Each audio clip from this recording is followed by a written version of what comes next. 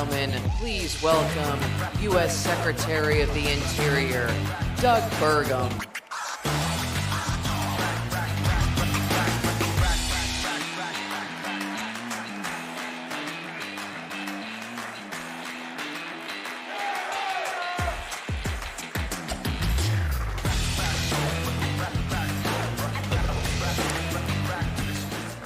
Good afternoon, CPAC.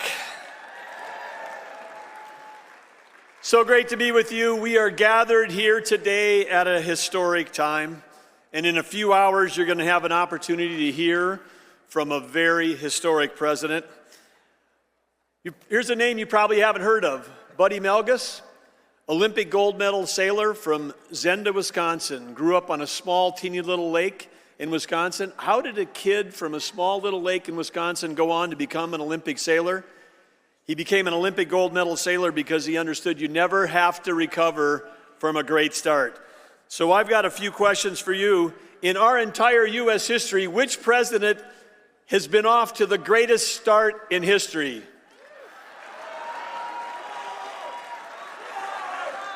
Yes, okay, I can ask that a different way.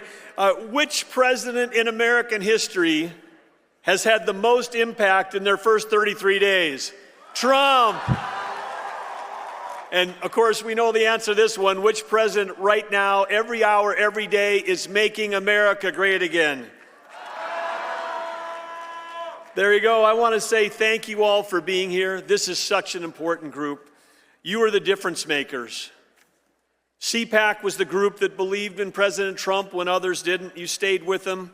You worked so hard for all these years, and you were working because you supported President Trump, but you were working because you cared deeply about America. You wanted America to be better. You knew that America could reach its full potential. And now that is happening every single day, and it started here with you. Thank you, CPAC, for everything that you've done. Yes, President Trump has got a very clear and a very powerful vision on ways to make America great again, and at the center of that is energy dominance. He knows that energy dominance, when the U.S. is energy dominance, it's going to bring down inflation because energy is a component of every single product that we buy, every piece of food you eat, every vehicle you drive. He also knows that when we have energy to sell to our friends and allies, it's going to end our trade deficits. He knows it's going to create great American jobs. And he also knows that when we have energy to sell to our allies, it's going to end the wars abroad. And he is someone who wants to stop the killing. He wants to end wars. And President Trump, I believe, for that work, is going to win the Nobel Peace Prize. And this is a group that can help that happen for him. Yes, President Trump knows better than anyone that energy dominance is the foundation for American prosperity, for affordability and world peace. The Biden administration, wow, what a mess that we've inherited. The Biden administration, at the core of everything they're doing, we're beholden to a group of climate extremists. And when those climate extremists got the Biden administration to declare war on U.S. energy, and when they declared war on U.S. energy, it didn't reduce demand. It just shifted the supply to our adversaries across the world, to places like Iran.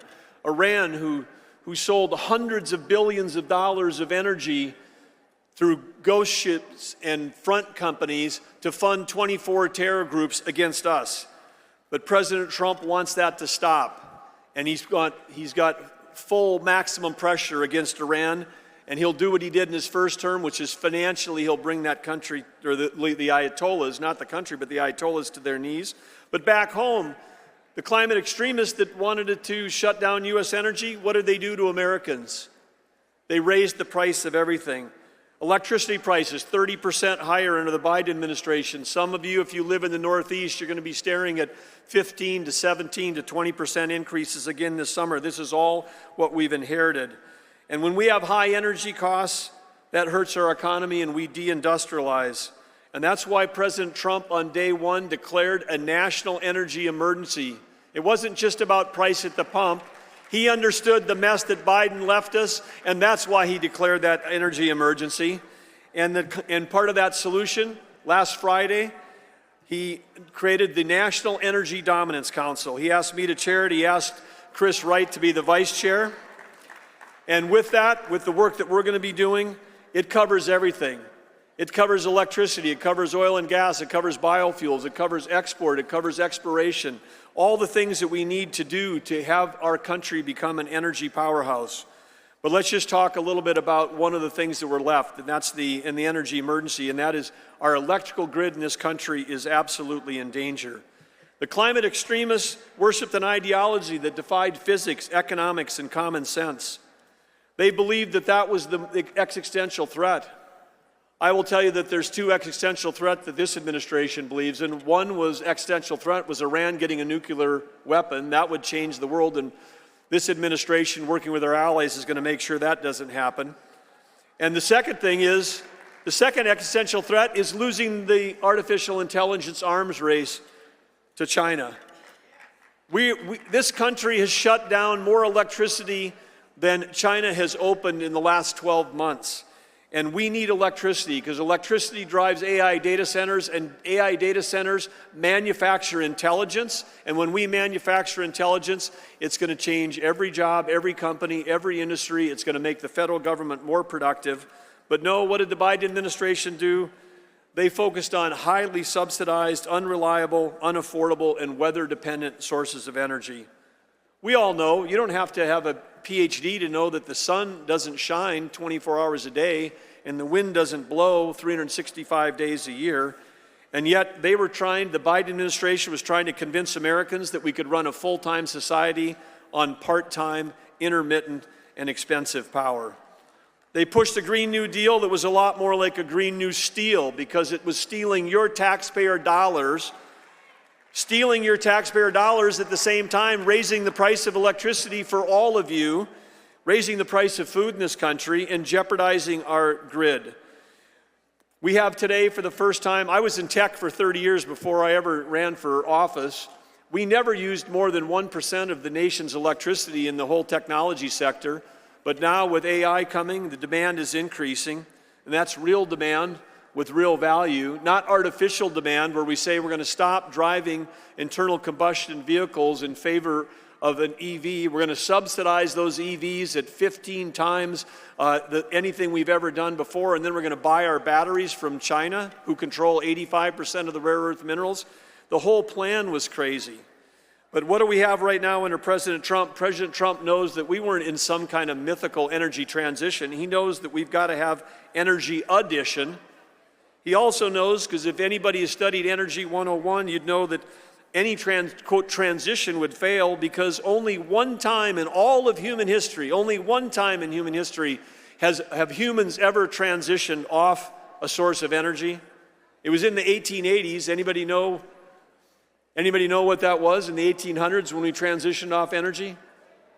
Whale oil. I heard somebody knew the answer. Yes, we transitioned off of whale oil. Whale oil became very popular because it was cleaner, but then along comes oil. And oil we could refine into kerosene, and kerosene was better than whale oil. And so who knew, but you're hearing it here at CPAC, that it was over 150 years ago, fossil fuels saved the whales.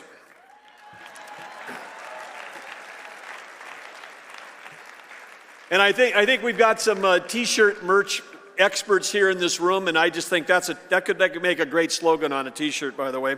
But President Trump's got a plan for energy dominance that's going to help drive us forward.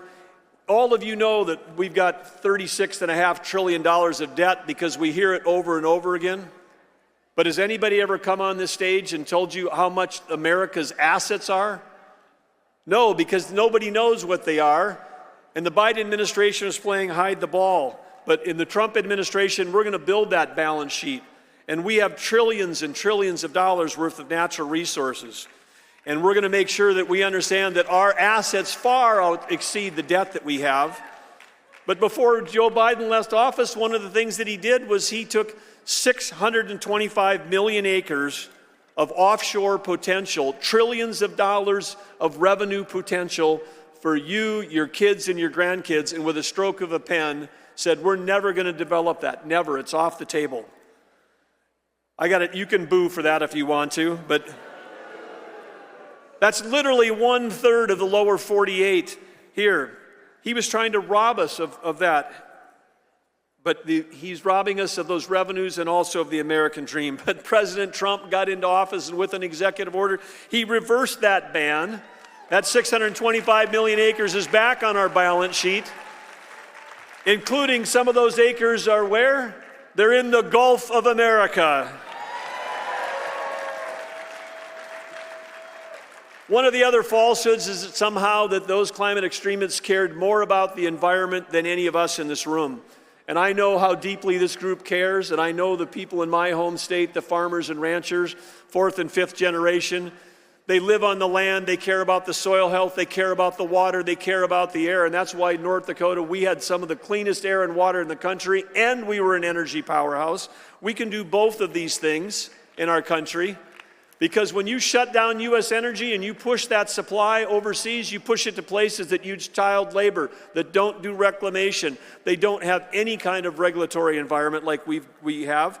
And so it's cleaner. If you care about the environment, you want every drop of energy, every electron to be produced in the United States. That's the way to save the planet. And the Biden administration, they sanctioned Alaska 68 times with executive orders.